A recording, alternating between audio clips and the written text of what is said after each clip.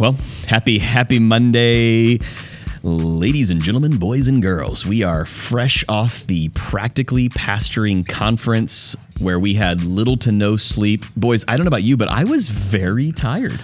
Like abnormally. Did we get old in a period of like 2 years? Like our late nights were ending at like 10 o'clock and we're like, wow, what a late night. Like, man, that was great. I hope I can get a vitamin B12 shot and be back in the morning.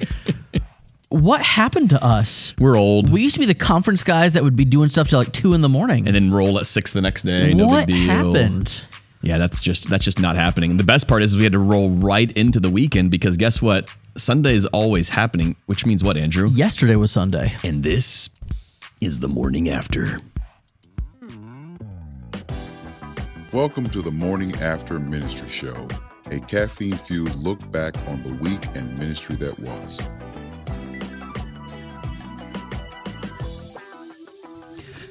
Welcome back, ladies and gentlemen. Here's the deal. Each and every Monday, we do our absolute best to be here with you. We're here for each other. We get together to discuss the week in ministry that was, and boy, was it a week. Sorry, Mike. He's slightly offended that we are calling ourselves old. Mike, stop it. You were literally competing in an international sport like yesterday, and you crushed it. So is it that we're not just old, we're also out of shape? Is that what you're saying? Mike can run circles around us, and he literally does as he throws a shot put or hammer, however far he throws it. Here's the deal. As fun as the conference was, Sunday is always coming. It was great. I'm so glad we did it, but I don't know that I've ever had what do they call it? Like not the launch shock, but we're back into real life. Like the minute we said amen on Wednesday, it was okay. I dropped Jeffrey off at the airport, and on the way home had like 3 phone calls of absolute craziness. I had a kid with a medical minor emergency that I wasn't expecting. It could have been major.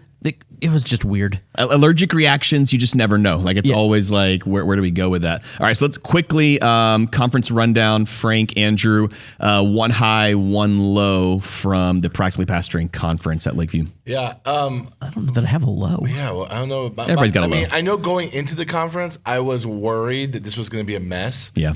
But then it was no mess. It was like just it went so smooth. The people that came were great. The speakers were phenomenal. Outside of the last session, whatever you guys did really, really good. The extracurriculars, the late night options were fantastic. I think my high was we went to an arcade and we had dinner in an arcade one evening, and just the conversations after spending almost 36 hours together was just super sweet. It was awesome. The side conversations are usually the highlight at every conference that you go to, that you don't expect something to be deep and life-changing.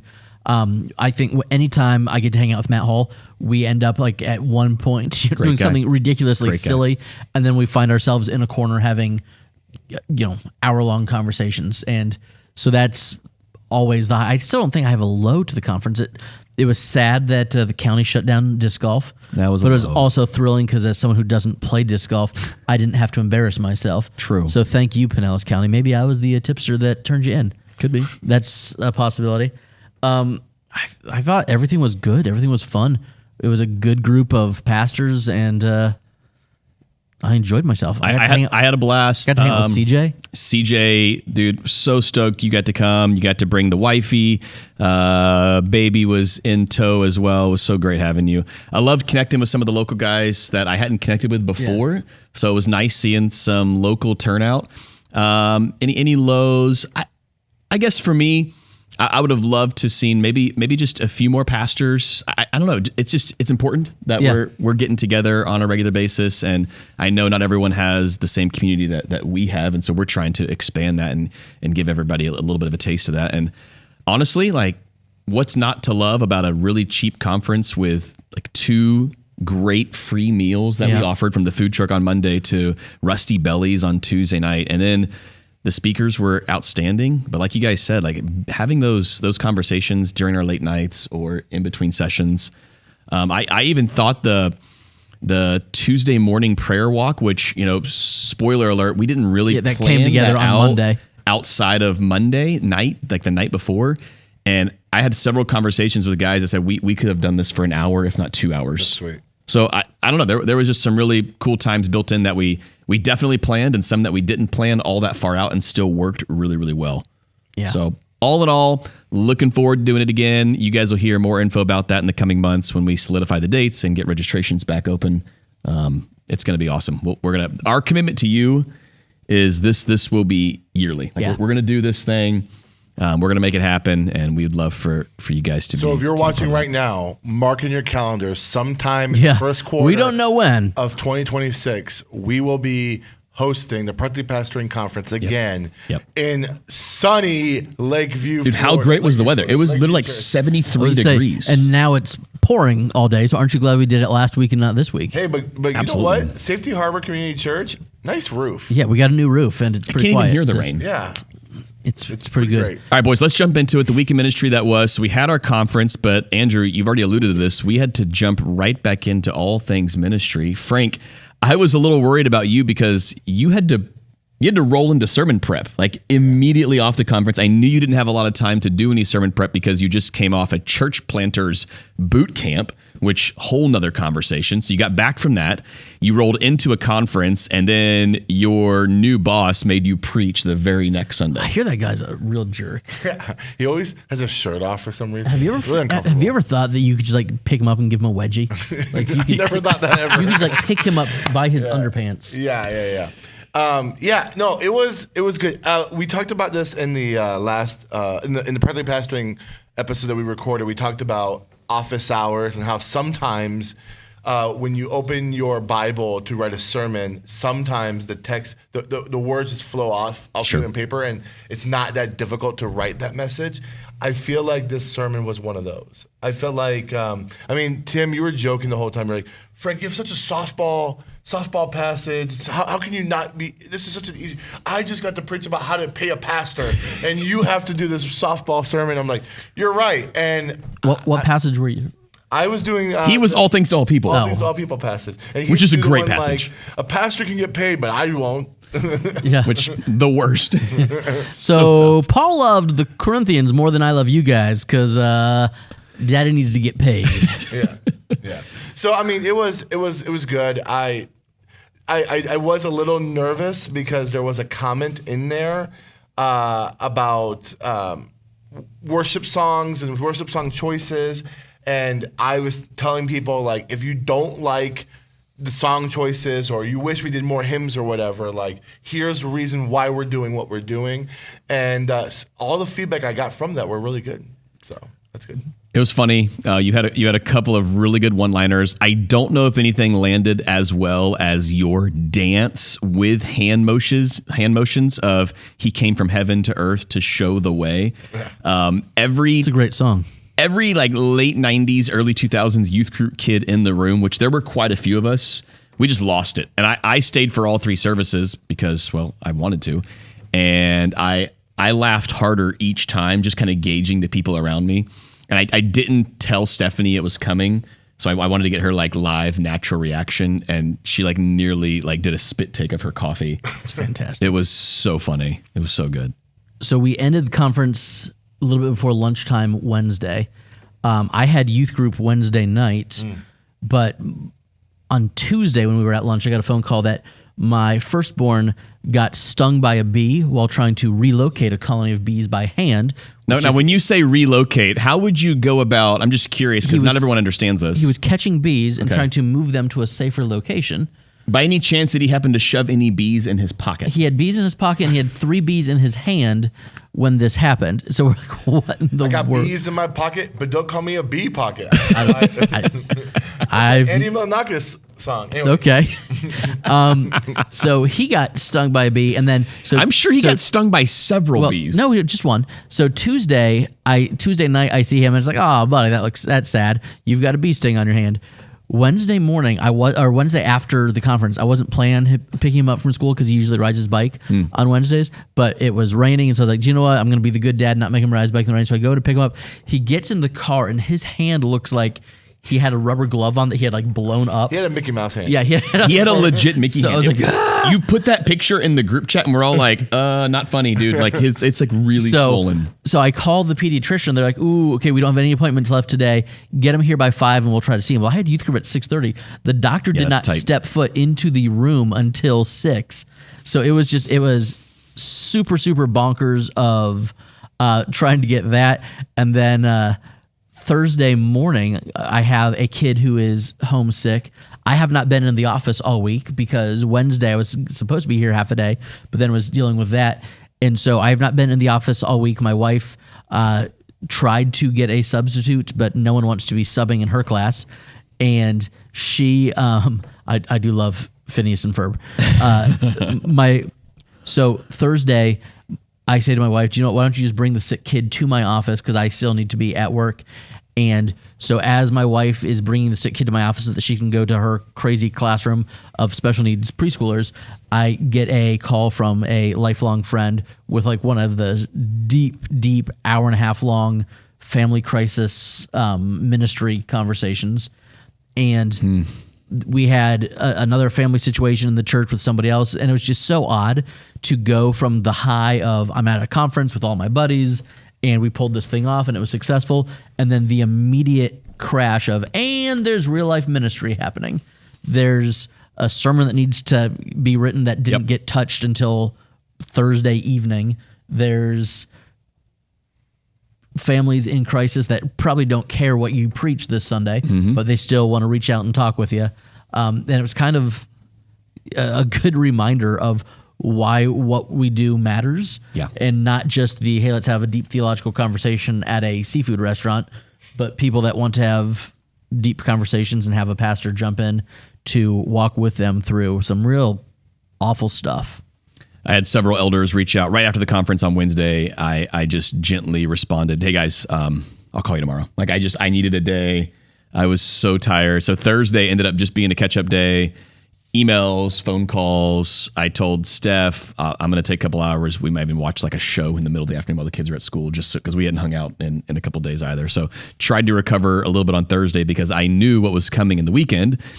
Because the actual reason, Frank, that we had scheduled this the way it was is because I knew I was doing an out-of-town wedding on Saturday night. Were you up in Brooksville? We were actually in Dade City. Okay. So Dade City is a little bit of a haul, an hour-plus drive, and I wanted it. I prefer to be at the rehearsal. Yeah. Because I like to know what's going on, especially if it's a venue I haven't done before. Do pastors not go to rehearsal sometimes? Oh yeah. There are some pastors who they'll just ask the wedding coordinator, tell me what to do, where to stand. I'll be there on the same day. Whoa. So I am not a fan of that. neither. I told the couple I will absolutely be at the rehearsal. I typically don't attend the rehearsal dinner. I try to get out of those too. I'm always invited, but typically if my wife's not coming to the rehearsal with me, I love it when people are like, here's what we're paying you, but you get to come to the reception and the dinner. It's like, ooh, a task. Thank you. That's, So it has been wedding season for me. This was my 5th wedding in 6 months. It's a lot of weddings. We're in Florida. That makes sense. With several more weddings on the horizon, including another ask at church yesterday for yet another wedding. So I think I'm probably going to start averaging 1 wedding per month, which I'm thinking back to my ministry career. I've never averaged 1 wedding per month. So that's just kind of the season that we're at right now. Tim, do you put limits on how many weddings you do a year? I have never had to do that. I've always said in my head, if it picks up, I'll never do more than 1 a month. I did do 2 in the month of December, but they were the same weekend, which was kind of cool. So just my family knew this weekend. I would rather it all be together. That way I'm not out several weekends in a row. Because if you haven't officiated a lot of weddings, you need to know that when you're doing a wedding, it is your entire weekend. All-encompassing thing. It is your entire weekend. Period, because you have to be there early. You're there for the rehearsal. You're there for the ceremony, and you want to honor the bride and groom. So you're staying for the reception for at least a period of time, which we ended up staying the bulk of the time because it was a ton of fun. And Frank, thanks for preaching. Because you were preaching, I said, you know what? We can stay almost the entire reception. So Steph and I just kind of made a night out of it. I've told her many, many times that weddings are just not the same without her there. So every wedding I do, I request, please let me bring my wife. It just makes it more enjoyable for me. And everyone's very accommodating. I want to see Tim's dance move on the wedding floor. You do not want to see that. He won the daddy-daughter date night dance-off here in Safety Harbor. That's a big deal. Now, I've never been to a daddy-daughter date night. It's Okay. maybe someday I'll get invited. So, but- sorry, Andy. I did take breakdancing lessons for about 2 years in middle school, and every now and then I will break out the moves that I learned many, many years ago. CJ says, are you all having a lot of babies being born? CJ, oh my goodness, Lakeview is baby land right now. baby season. We had 12 over the last year and more coming in the next month. Yeah, we're doing baby dedications almost once a month now, sometimes multiple families at the same time. We had a baby dedication at Lakeview yesterday with more coming up soon. So I'm with you. I love this season. We haven't really experienced it like this before. We actually went to 3 services with nursery at the 3rd service because we knew that babies' schedules, they're weird. Families are like, we want to come early so babies can nap later. So we opened up the nursery at the 8 a.m. just because, man, we are overpopulated in Babyland at Lakeview, which is a really fun problem and It's a fantastic problem to have. It's a fun season. So the weekend was wild. The wedding was a blast. I didn't actually know the couple all that well. So how many weddings have you done where it's a referral from another wedding? This is the craziest thing. A couple. It's pretty funny. I did a wedding in Sea Island last September for a Lakeview couple, and I got sat at a table during the reception, which you normally get positioned strategically. And I'm sitting across from a couple, Stephanie and I are, and they said, hey, we're getting married in Dade City in February. We loved your voice. What so will it weird. take to get you to do our wedding? And I was like, that's it. That's it. Like, That's a you don't fun- love what I had to say. No, it was You like just love we the loved- tone and timbre of my voice. like they're like, we love the sound of your voice. I've never had that said to me. Me neither. And I was like, yeah, let me see if I can make it work.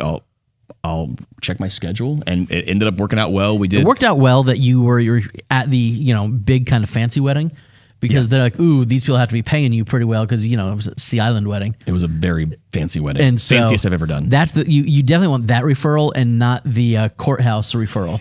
Know what I mean? So the Sea Island couple was actually at this wedding I did on Nice. Saturday night. They're still married? They are still happily Good. married. We had a great conversation. I think they're coming back to Lakeview next week. They're moving a Beautiful. little bit closer, so I'm stoked for it. But it was one of those really interesting conversations of, I don't know, I've never had the referral wedding efficient before. So that was a new Did thing you for me. change up your manuscript for them? Nope.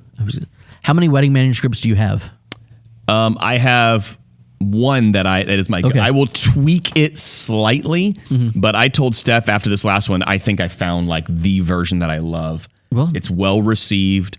I send it over to couples in advance. Is it in our shared Dropbox? Should be. Okay. I send it over to Can I couples. get in that shared Dropbox? Absolutely. It was like I think I've got 3 that I rotate through, but And I don't know if 60% we ever talked about this, but when it comes to weddings and funerals, no one complains when you talk less. no.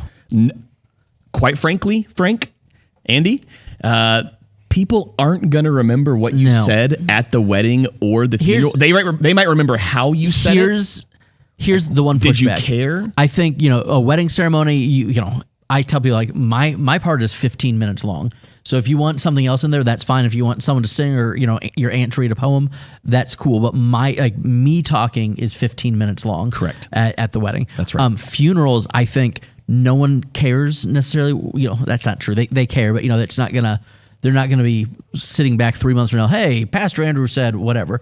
But I think at a funeral, you need it to be at least like 35, 40 minutes. Because no one wants to show up to a wedding. But that doesn't have to be you talking for 35 minutes. It doesn't. But if you know that you're going to be at a funeral where no one's going to share if you pass the mic, That's different. Or there's no music or whatever it is. So I think a funeral needs to be under an hour. The But total it needs funeral. to be at least 40-ish minutes so it feels weighty enough that I got in my car and I drove and I came here. And so that's always where I try to figure out. I'm still- what mic passing are we going to do at this funeral? Yeah. How many people are going to talk?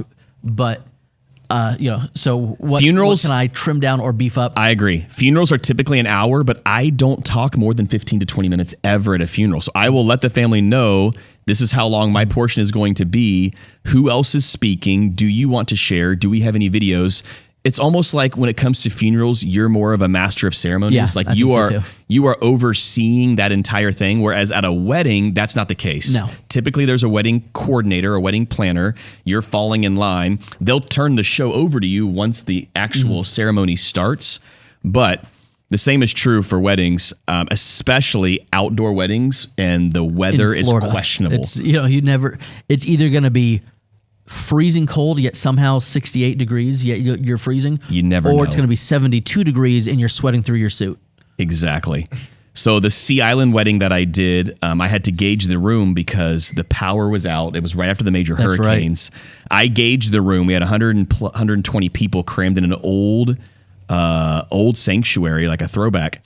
And it was so hot, like I could see the sweat pouring off the bride. And so I actually cut about a paragraph out of my spiel because I knew no one was comfortable in this room. They were just ready to get to the You party. just said love is patient. You didn't even go to love is kind.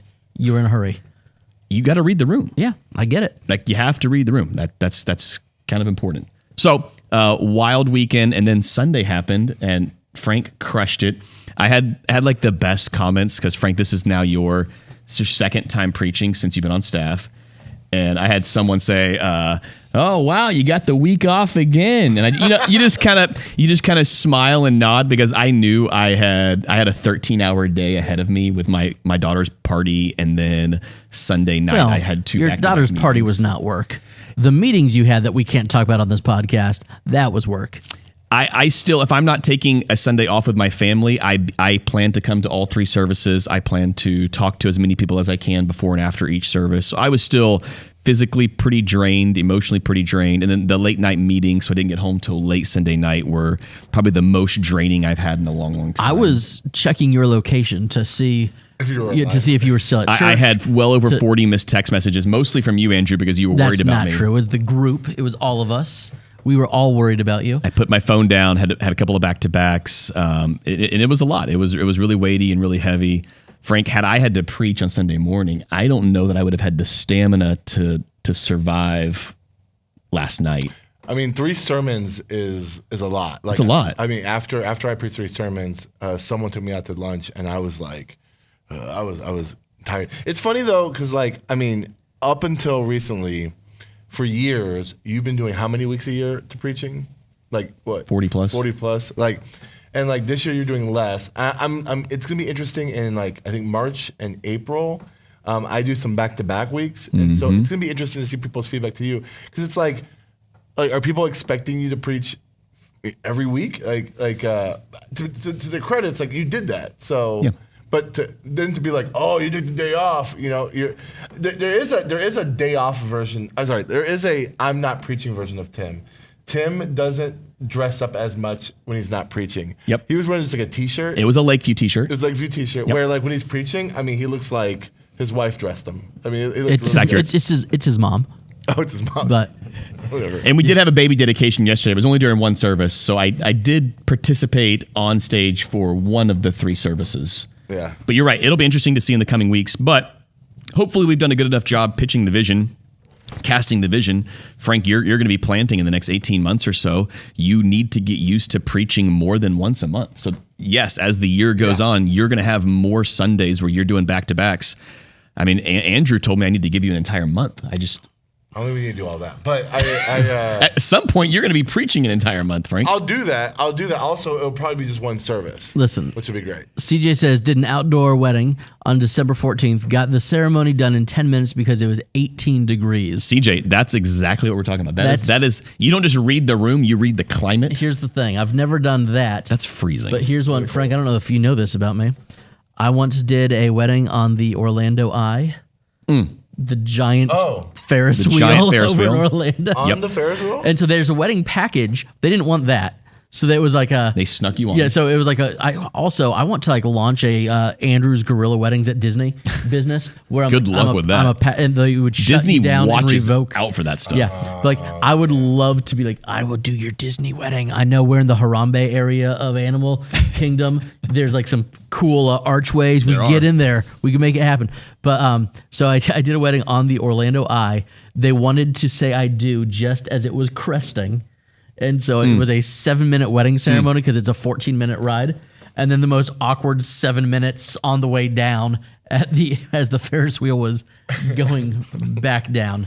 But that was not an outdoor wedding, but it was definitely an odd venue. You can so if you did like a guerrilla style wedding at Magic Kingdom where like you just ran to the front of the castle. People tried it. Do you? If you YouTube it, you will watch the staff shut them down fast. Like there's a whole collection of videos of people trying to do a ceremony at Disney, the staff shuts them down so fast. You would have to do like a walking wedding. Yeah. The second you stop and you get together, like they notice it. Staff is on it. If they see like a couple and then a witness on each side and you. And a camera. Probably the camera's probably to give away. Yep. I think you'd have to do the wedding from a phone. If you had even like an iPad, that would be. Yeah. There was one iPad's funny. that went super viral a couple years ago. It was at Disneyland, not Disney World, and this couple they rope dropped and they ran to the tiki room because no one ropes the tiki room. That's true. And there was no attendant in the tiki room because it's all animatronics. That's hilarious. And so they did the wedding in the tiki room before the show started. So like, okay. And then I think like Andrew, you could pull that off. But I think their like passes were revoked or something because Disney's like no. Well, because they have a wedding package. Yes, that's not because cheap. They want to sell you a $40,000 wedding with all 12 of your guests. City Lights Church. Hey, if you're in the Scranton, PA area, John Legend's not in town. We've got a great church for you to be at, the Electric City. Here's what the lead pastor has to say here. He says, I stepped into the lead pastor role, and I had only did one back-to-back preaching at that point. That is wild. That is culture shock right there. Culture shock. Frank, you had a good point. When I was preaching 40 plus Sundays a year, we were only at 2 services, so I was preaching 80 times. Now that we're at 3, it is a whole different animal. Yeah. So your comment about but I'm only going to be preaching one time when I plant my church, that's valid. Yeah. Like that is absolutely valid. There is a very big difference from having to preach once a week, which Andrew I think is why you're able to do what you're able to do. Last year, not just once, but he's also sitting down the whole time. That's so true. It's like Jesus. He has to count, and then he sits. That's all. He doesn't have a lot of preachers on the roster. Yeah. So if you're the main communicator and you need to sit and you're only doing one, you can probably go a few more Sundays. For me, 5 or 6 Sundays at 3 services is now my max. So I can go 6. I'm okay, but I know now's the time to take a break. But any more than that, and I'm like entering into the danger zone like my Jeep last week. Yeah. I preached. Long story. 41 times in 2024. How many times? 41. That's a lot. And that's actually bad math. It was actually more than that. I was going to say. No, because I think you were 45 plus. I think I was right at 45. Are you counting Good Friday and Christmas Eve? No, with that, with Christmas Eve, it would be 46. Yeah. So and it's the least that I've preached in the 7+. I mean, practically sitting down pastoring. Next month is 8 years since I was hired. So, and that's part of just the culture of the church. Because when I got here, they had a plethora of preachers, not in a good way, right? Not in a plurality of voices, but hey, you've got a pulse, you can do it, kind of thing. Oof. So, at some point, it would be great. But also, we have one full-time staff member. So if we had an elder who was a retired pastor who would preach once a quarter or whatever, that would be a different thing. But I don't know. I don't look at it as that taxing for what I do. Well, that's good because you would not survive. You preach a lot of Sundays. You don't know that? Yes, I do. Thankfully, you're not having to do 3 a week. That would be a lot. I don't know that you would still be as vibrant and youthful as you are right now, which you look great. Thank you. I appreciate that. You always look great. At my previous church, and I was towards the end, I was like 6 out of 8 Sundays, and it was 2 services, but also 2 very, very different services. Yeah, like with the pipe traditional organ and choir robes, but same sermon. Same sermon, but you had to be more services. Buttoned up. Yes, in the one, fewer jokes in the one. So that was more taxing, I think, trying to navigate the non-identical services. Right. Part was taxing. So we did. But of course, CJ, thank you. Not as taxing on the body as that mic cable placement. Listen, yesterday was Sunday. And when I got up to do announcements and call to worship, I said, you know what? I'm going to put the mic pack in the back pocket. You didn't. And drape it over my shoulder. So I didn't run it down my shirt. Yet. No, I think that's so... Undershirt. You have to wear an I undershirt. have an undershirt. I'm still not running the mic cable down my shirt. That feels But it's hidden that way. You need a Russ like we have. Russ would never let us get away with that. Very persnickety about your mic placement and the cable, and he will. You know what he did to me yesterday? He got the cable, he put it down the back of my shirt, and I felt to go all the way down, and then he lifted up the back of my shirt and grabbed it, and I was like, "This is the most intimate I've ever been with." Frank was slightly violated before stepping on stage. Is your lower back ever sweaty, and you just know that he's? This is before it got sweaty, so this is all. Everything was dry back there. And then does he? Everything was dry. Does he take an alcohol wipe to the mic cord after he gets it off you? I hope so. I don't know. I don't- handed the mic afterwards and let him. I almost think it's worth wearing a sport coat to hide the mic. I would almost rather That I is would almost much easier rather to do. See, I'm a big fan of the plaid shirt, solid tie. If I was doing a sport coat, I think I'd have to do no tie. And I love my ties. Okay. Guys, speaking of microphones, there's an element to weddings that I hadn't picked up on until about 4 weddings ago when the photographer said, "Hey, when I get the first kiss, I don't want you in the shot." Oh. And to which I would say, guess what? I don't care what you want, photographer. No, so I've gotten really creative. If the bride tells me something, maybe I'll listen. So 3 no, it's up to the photographer. They need to get the shot. So 3 weddings ago, the photographer said, "I'm going to walk behind you as you guys are doing that closing prayer before you say you may kiss the bride. And when you say amen, I want you to move the microphone out of the way. I'm going to stand where you are standing, and the kissing shot is going to have the crowd behind them." It was the best first kiss shot I have ever seen. I'm sure. I mean, I'm talking to absolutely which I would say epic. to the photographer, Unbelievable. I would ask him a question that Mark Driscoll once asked very loudly and multiple times. Excuse me, I am conducting a worship service here. So what I do now, What would you do if it was Sunday morning? But and it's not. They're going back to look at photos. They don't want to see me in every photo. So now what I did on Saturday is what I do typically, unless the photographer is coming around the other side. I kind of make a joke out of it and everyone laughs. Before I say you may kiss the bride, I pick up the mic, I step over to the side on the other side of the best man, and then I say you may now kiss the bride. And it was all, like everyone was like, that was epic. And then they leaned in for the kiss. It was awesome. But no, I moved the microphone. You got to do the whole thing. I don't know how often I've had a mic stand doing a wedding. I can't remember the last time I didn't. Really, I'm always lapel. So every DJ has a mic with a mic stand. Yeah. I do a lot of outdoor weddings.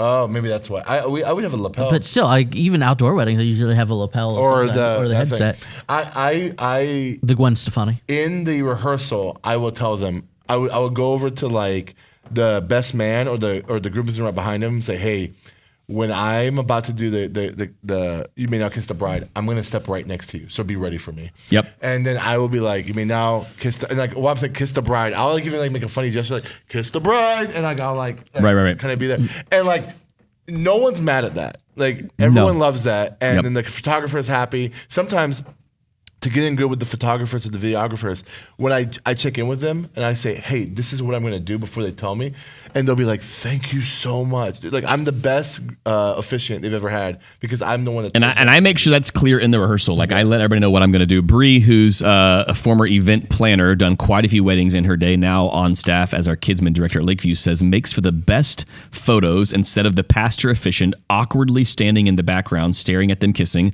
a la my wedding photos. Oh, no. It's so much better when he's not just back there awkwardly smiling. Yeah, Andrew just loves. Andrew likes being the I center feel like of attention. I need to be in every picture, but He's officiating the wedding from a stool, and he's just He sits down. Sit down for the weddings. That would be the best. That would be the best.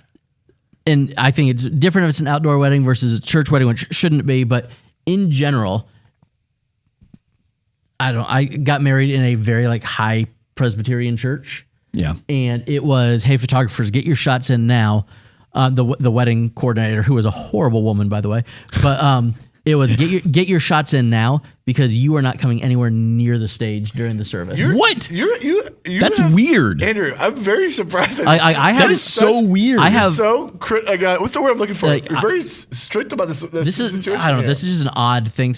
Again, if the wedding coordinator or the bride is talking to me, but if the photographer ever says to me, "Hey, here's what you're gonna do," I'm like, listen, I'm all for good ideas. I trust the professional I too have a photographer. Best Buy account. Congratulations. Stop. I'm just, Stop. Wow. You're doing too much. Wow. I'm just saying when When I'm officiating a wedding, I always say, listen, this is a big party. So there are no. I would I would not say all this is a big party. I would say this is a big party, and the most important thing are the vows you make to each other and to the Lord. And getting Frank to the bar. That's not true. But so I would say that. So I would say what we do in and around that is open game. You making such a dogmatic stance of So weird. Of hey, photographers, go kick rocks. You can't tell me what to do. It's just such a funny take for someone so lax. Bree says Andrew's making a lot of wedding industry enemies right That's now. fine. I'm not. interesting. I'm. In our previous podcast, we were talking about how ridiculous it is that the videographers and photographers are paid so much more than the wedding officiants, which is another thing that would probably make me lots of enemies in the industry. I'm not too worried about it. You're the one person. But no, there are a lot of things I'm not dogmatic on. But the idea is, and again, I think it's different if it's a church wedding versus the outdoor venue, and like Tim said, this is a venue I don't go to. I'm just imagining, and now this we don't host a whole lot of weddings here in this chapel, but I'm imagining It would still be pretty here. We've had some very pretty ones. We've had some weird ones. We had one where there was a bubble wrap for the runner down the aisle because she wanted to walk on bubble wrap. I'm like, okay, I kind of get weirdo. it. That's fun. But in general, I'm imagining a photographer coming into the church and telling me, "Here's what you're going to do." Okay, CJ. Andrew says, "quote I'll perform anyone's wedding." Yes, you. Yeah. Now listen here, photographer. Yeah, but then you're like, Yeah. But it's my way or the highway. This is me on stage. Take the picture now. I could care less if I'm in any pictures, but again, there's the part of the ceremony where they need that photographer cannot pronounce them man and wife. The videographer cannot pronounce them man and wife. There is no authority granted by the state or by the church or by God himself, which we would say is an extension to the ordination. So there is a sacred element. No one's to a disagreeing wedding. with you there. But can a photographer get a clean shot without you staring at? That's them all we're making saying. out? Like, Sure. when they go If back we to have look a at the nice photos, conversation, but they just don't want to see you on a stool. photographer tells me you are going to do something. So your beef is just with My beef is with the guy who went out and spent $1,200 on a camera in a YouTube university class and now thinks that he's telling me what to do. That is what I think.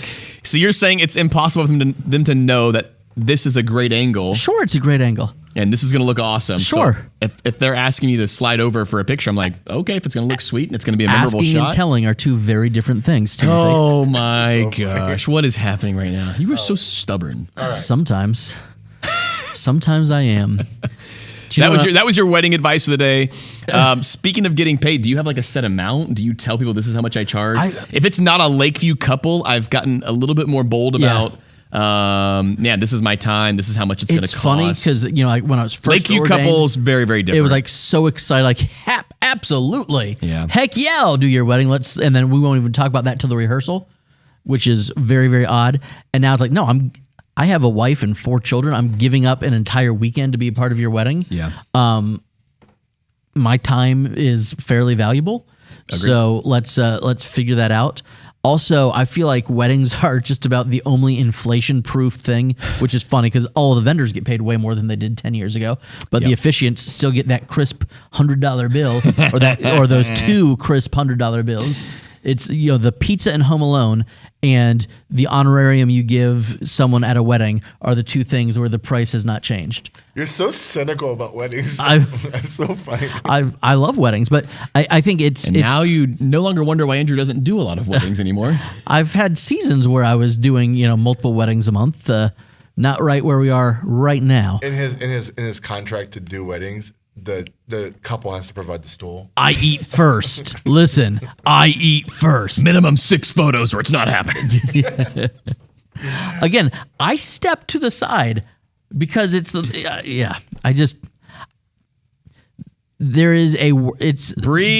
she's been on me about this. Bree says, I've been trying to tell Tim his time is worth more when doing weddings. Bree, you're right. You're right. I've tried to adjust that when anybody asks, what my Frank, fee is. I think you're right. At Epicos, you had like a wedding form that you sent out, like, hey, if you want to get married by one of our pastors, here you go. This is how much it's going to cost. And I think it's weird to be negotiating for your time. That's an awkward thing, especially because like if you're doing premarital counseling with this couple, like, hey, I want to be like your pastor. I'm kind of being your spiritual mentor during this season as like leading up to this. Now let's pay me. That's an awkward thing. So having a church letterhead, here's what we expect, the way we expect our pastors to be treated. But I think there are two different things when you're doing a church member's wedding and when someone on the outside when you're a hired gun. When you're a hired gun. But I would argue even if you're a hired gun, I mean, like, there's. Well, I'm saying you need to be very upfront about this is how much it's going to cost if you are a hired gun. Yeah. You can ask for okay, let me ask you guys this question. When you guys get paid from the couple, is it going to be through the church or to you directly? To me directly. Directly. Yeah. So envelope cash. One thing we did is they would pay it to the church. Okay. And then I would get paid. I would just add my paycheck later. And that way. Now a church member's wedding, that might happen. But like, this is also to protect you from like non-church members who just want to get you. Yeah. It's like since I guess the kind of way we did it was like, since I'm an employee, since I work for this church. Yeah. You asking me for do a wedding is taking hours away from my church time, and like it's not like a side hustle for me. Right. So therefore, it's also a way for the church to protect me. And also that's a good point. It's like also if you get that couple, my church can say no. Exactly. Yeah, that's important. Exactly. And so that way, I like that. If you say no, you could also be like, I can't. This is obligated to my church. And even though it's you saying no, it's you're pointing back at church leadership. Yeah. Not. But at the same time, guys, there are going to be couples that you have known for years. You've got that youth group couple, and you're like, you know what? Those are exceptions. I'm going to make this work no matter what because I have invested so much time into your life. It's an honor to be part of this. Yes, it's a sacrifice for me and my family, but I know that we have a lot of history and we have a lot of relational capital. So if I'm marrying a young couple, I'm really not expecting a whole lot. And I'm okay. No, I get that. So especially we do beach weddings here, and I know which wedding you can do. Which beach you need a permit for if you're under 35 people or whatever. Yep. And for a lot of young couples, I'm like, hey, if you want to honor God and like go ahead and get married and not, we need to save up for 3 years, but we're going to live together. Yeah. Then heck yeah, I'm going to go out on the beach. And if you buy me whatever dinner at whatever beach dive place we're going to after, and hand me $100 bill, awesome. That's fine. I've never done a beach wedding. Can I ask you guys a beach wedding question? Sure. We've done quite a few. Do you wear shoes? Yeah. Do you wear normal shoes? What is the groom doing? Yeah, what is the groom doing? Because I would never want to go barefoot. Yeah. You don't want the dogs barking. But if the groom is, you do. Man, I'm putting a pedicure in my honorarium. Yeah. If I've done some that are like water's edge, like your toes are getting hit by the waves. So then you're barefoot. The most recent one I did, it was like it was on the sand, but the dry sand. And so I was like wearing my Doc Martens because it was like during all the hurricanes. Yep. And it took me like 2 months to get the sand out of my shoes. Wow. So they should make beach wedding shoes. Wedding shoes. At some point in the premarital counseling, the wickery things, the question needs to get asked: what's the color scheme? And groom, what are you wearing? Yeah. I did Erica and Matt's wedding. Erica was just coming a second ago.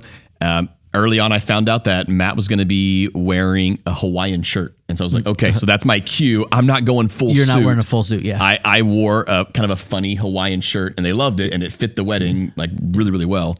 Whereas last night, I knew it was going to be Saturday night, I knew it was going to be fancy. And I didn't want to have an off color that didn't look right, so I just went with the tie that matched. Yeah, that matched. My rule is for a funeral, I want to be one step above what the family is wearing. So if the family's in, so I obviously funeral, I'm in a suit. I would say I'm not gonna wear a tux at a funeral, but but I'm in a suit. If the family is wearing a tie, then I'll wear a suit. If the family is wearing a button-down shirt, then I'll either like wear a tie or I'll do like a button-down shirt with a sport coat. But would you wear? So I'll be one. How about wedding Crocs? Laura says wedding Crocs for the win. If the groom's in Crocs, I'm rocking Tim's Crocs. always in Crocs. I'm in Crocs right now. For a wedding, I'm one step below the groom. So if the groom's in a tux, then I'm in a suit. If the groom's in, a suit with, so I try to not be more formal than the groom for a wedding. and I try to be one step more formal than the family. See, okay, funeral. now that's a funny take because as structured you are for weddings, like I feel like if I'm at a wedding where they're wearing like suspenders and no tie or whatever, like barn wedding they're doing, Yeah. you as the pastor be like, I am an officiant. So if they're doing that, then maybe I would. Well, it's the groom's usually not in suspenders and no tie. That's maybe Maybe. the groomsman. You're right. And so, or maybe that should be. I'm not going to wear a tux, but I won't be as dressed up as the groom, but at least as dressed up as the groomsman. But the point still applies. Know what they're going to be wearing, and Yeah, you have dress the conversation accordingly. every And when you're time. doing a beach wedding, shoes or no shoes. And I that's did a conversation one that has to be had. where they said sunglasses mandatory. So they wanted bride, groom, everyone in sunglasses on the beach Okay. because it looked awesome in the photo. So I did the entire ceremony in But sunglasses see, on the beach. But then you have to ask, like, Tim, you typically have like Jaguars Oakleys. Yeah. Right? Yeah. So like I have. And I rocked them. I will have like prescription Warby Parkers. Yep. Which I think is a different look. One It is is. what It you is. would wear on the. It's Oh, very this is important good. conversations. This is really good. Jake says, someone from high school remembered I was a pastor. They asked me to officiate the wedding. I sent them my church's contract. Essentially, I got an reply. I didn't do the wedding. I didn't even get an invite to the wedding. Looks like they just wanted a cheap officiant. You know what? Watch out because that can absolutely happen. Like people will take advantage of your time if they can. Like for sure. All right, boys. CJ says, I may have missed this. Do you charge church members? I haven't in the past. Great question. Andy, do you have an official charge? I don't have an official I don't have an charge. official I would charge. say 90% of the time, you're given $100 or $200 or something. Mm-hmm.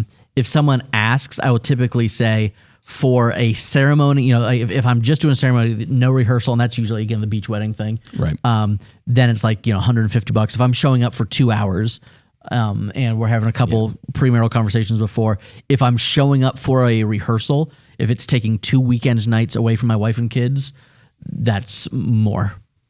And if you're talking 6 to 8 premarital counseling sessions, plus an entire week. But like Frank said, this isn't my side job. Like this is part of my job when it comes to church would you members. charge differently church members from randos?